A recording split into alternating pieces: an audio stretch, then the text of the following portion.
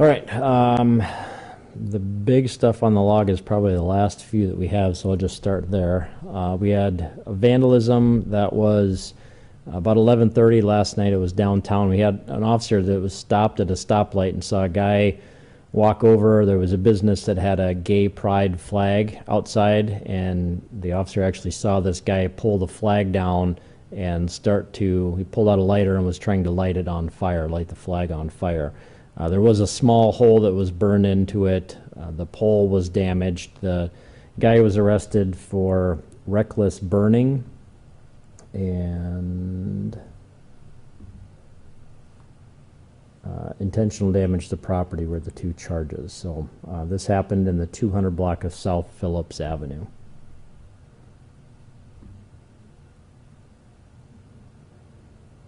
And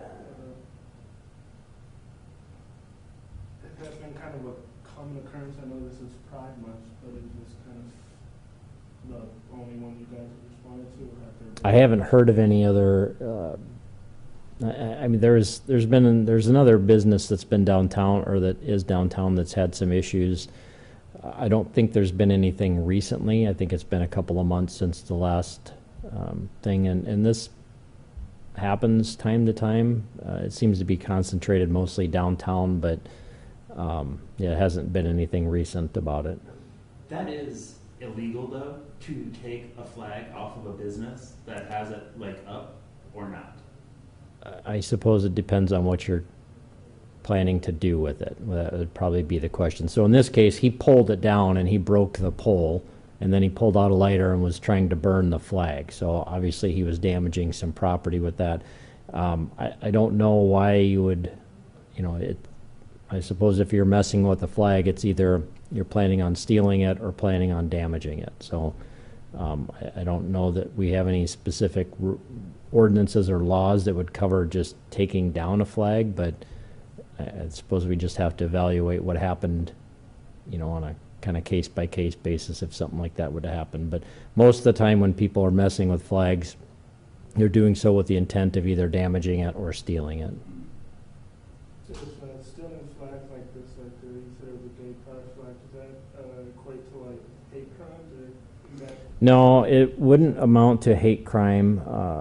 The South Dakota law, it basically is you have the specific intent to intimidate or harass a person or group of people, but it basically deals with and it is all laid out in state law, but it's race, ethnicity, religion, ancestry, or national origin. So there's nothing about sexual orientation in South Dakota state law. So unless the legislature would do something, this would not qualify as a hate crime. And do you have the guy's name? Yeah. His last name is, I'll just spell it, B-E-R-H-E. B-E-R-H-E. First is M-E-R-O-N. Middle is F-I-S-H-A-Y-E. And he's 24 from Sioux Falls. And the officer noted, too, that it didn't appear that he had been under the influence of any drugs or alcohol. I know this is pretty self-explanatory, but just for the sake of being thorough, did he say why he was doing it specifically? I didn't see anything in the report about why.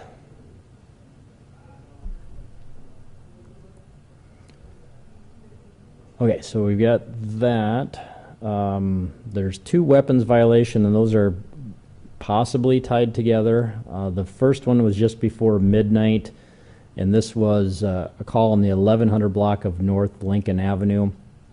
There were a number of gunshots that happened. The officers found 13 casings, didn't find any damage, didn't have any reports of any damage or any injuries. There was somebody in the area that saw a white-colored car that was driving away. They thought it might have been at a high rate of speed. And shortly after, this was probably about maybe about 12:45 or so, an officer saw the vehicle in that same area that matched that description. They ended up stopping that car near 15th Street and Prairie Avenue. There were 4 people inside the car. As they were talking with the driver, trying to get him to come out of the car, a passenger took off running. He was caught just a short distance away. The other 3 people were taken into custody without any issue. Turns out there was a small amount of meth inside the car. The guy that ran had thrown a handgun, and so they were able to recover that. It was not reported stolen, and the guy that ran had, I guess, some stuff in his past that he was not allowed to possess a handgun. So all 4 people were arrested for possession of controlled substance and paraphernalia, and the passenger that ran was also charged with obstruction, fleeing police, and possession of a firearm by a former violent offender.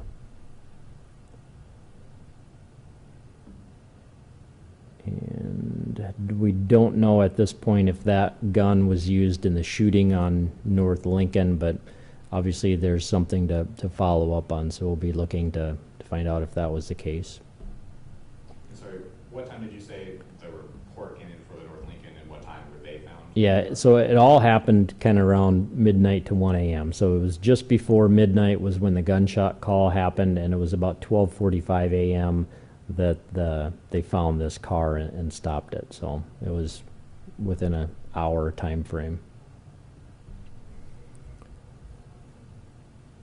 And do you want names on anybody? Yeah, all 4, I guess. Everybody? Okay, so the passenger, his last name is Sherman, Sherman. First is Marco, Marco. Middle is Antonio, Antonio. He's 26, from Sioux Falls. The driver, his last name is Woodraska, Woodraska. First is Michael, Michael. Middle is Lee, Lee. He's a junior, and he is 21, from Sioux Falls. We had Vinton, Vinton. First is Sierra, Sierra. Middle is Rose, Rose. And she's 20, from Sioux Falls. And the last one, his last name is Hawkwing, Hawkwing. First is Brighton, Brigton. Just have a middle initial of M, and he's 27, from Sioux Falls. And the charges that were specific to the passenger that ran, those were in addition to the other charges? The drug, yeah. So everybody had the possession of controlled substance and paraphernalia. The guy that ran had fleeing from police, obstruction, possession of a firearm by a former violent offender. And the guy who ran, that was passenger Marco Antonio Sherman? The guy who ran was, yep, Mr. Sherman. Okay. Was the gun loaded?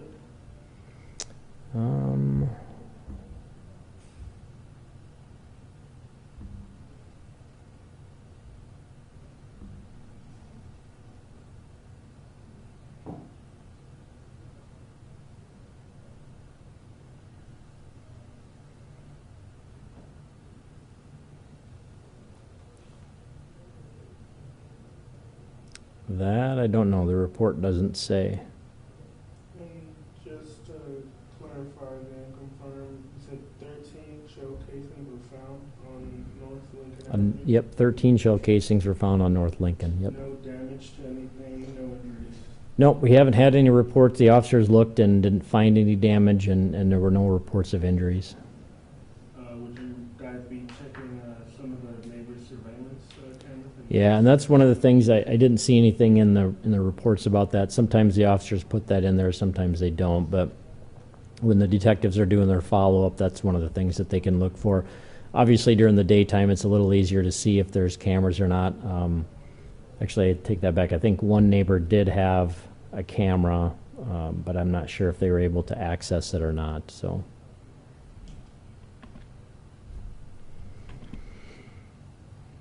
All right, good on that one then. Okay, one other thing before I start wading through the log. I know we've talked a lot recently about stolen cars, people leaving keys in the cars.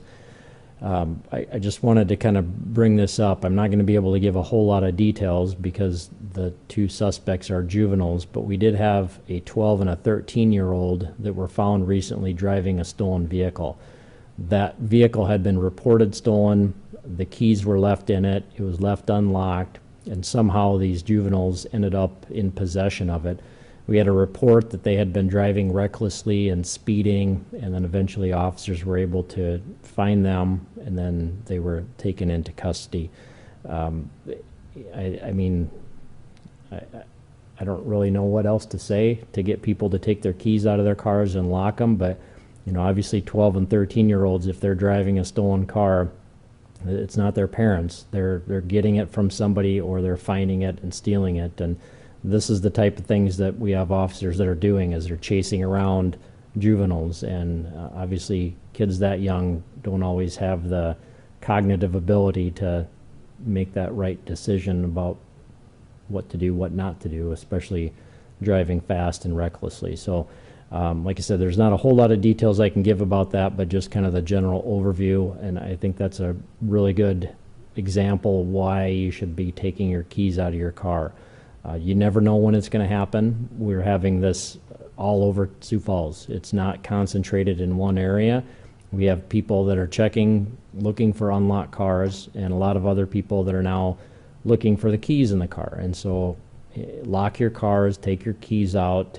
You know, if you have your car parked in your garage, take your keys out. You know, your garage may seem secure, but there's ways that people can get in. So, you know, just it's that message that I've been saying over and over again, but just please lock your cars.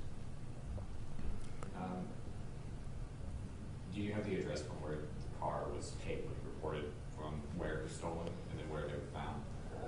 I can't give you where they were found. I can find out here.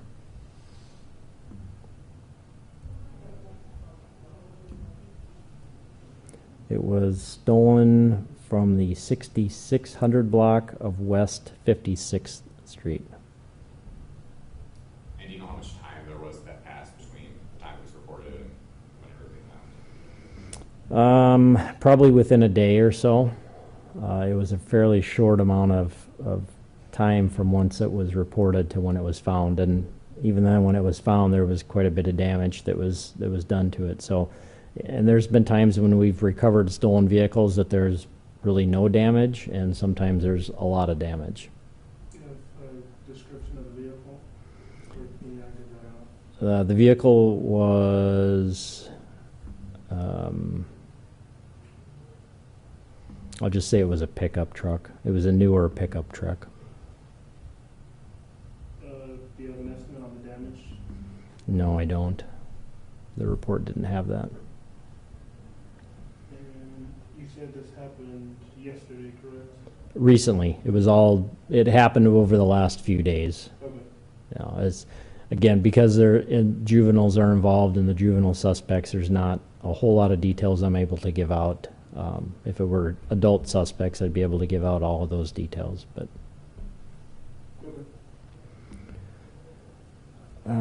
so that's probably the big stuff that I have. The aggravated assaults, one of them, the first was actually a late report. It happened a few days ago, but was reported early this morning.